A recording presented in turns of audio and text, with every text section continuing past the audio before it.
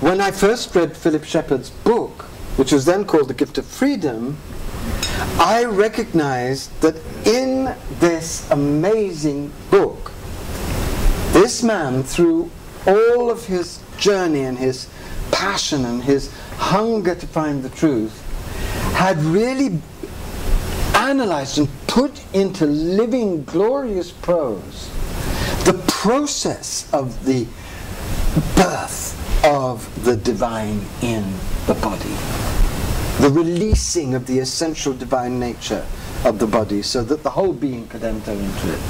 So that what I was reading when I was reading this book was a wonderfully humble, wonderfully wise, profoundly thought out, extraordinarily beautifully documented, very precise and very elevated description of the birth of a new kind of humanity through the birth of a wholly new relationship to our bodies. So imagine my joy and surprise. That's why I was so excited and rang him when he was on that ladder and nearly fell off the ladder. And then we had all kinds of discussions which I hope enriched the book. And it is now, I think, one of the most important books that's being produced in the last 50 years. It's a masterpiece, really.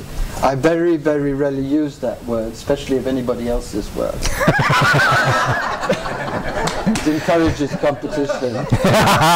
But it is something I would have given many lifetimes to have written. It is so beautiful, such a holy book, and it's something that anybody can grasp if they're prepared to go into it with deep, deep humility. It's not complicatedly written, it's written with enormous grace, but most of all it's so rich because almost every page challenges a concept and an assumption that we've all taken for granted and made into one of the cornerstones of our prison. So before we go into our conversation, I just wanted to preface everything by bringing Bede's presence into this room, because Bede was not simply talking about this birth, he was living this birth and was transmitting this birth to me so that I could live it and talk about it to you so that it could become contagious. And in Philip's book we have one of the chief sources of that contagion. So it's very, very wonderful that we're all gathered together to celebrate this amazing work by this extraordinary man, because it will change your life if you can really grasp this material. It will change your whole relationship to yourself, to your body, to the world. And most of all, if I could put it in one particular phrase, what I say will happen to you is that you will fall wildly in love with your life, with being in a body. Instead of imagining that enlightenment is getting out of the body, that heaven is elsewhere, that this world is just a fallen, crazy cinema of sin and darkness and greed, you begin to realize that actually everything we need for joy and creativity and abundance is in us right now, not just in our souls, but in these miraculous bodies that when we attend to them with tenderness and grace and humility become so responsive and sites of such holy explosions of delight.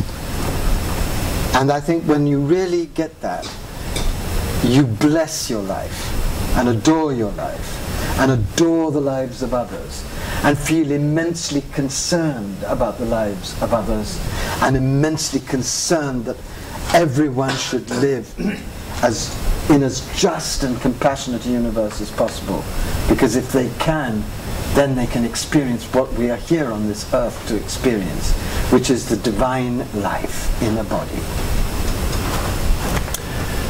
So what I'd love to do is just to read out a paragraph from my introduction, because why should Philip have all the time? It will lead into the first question.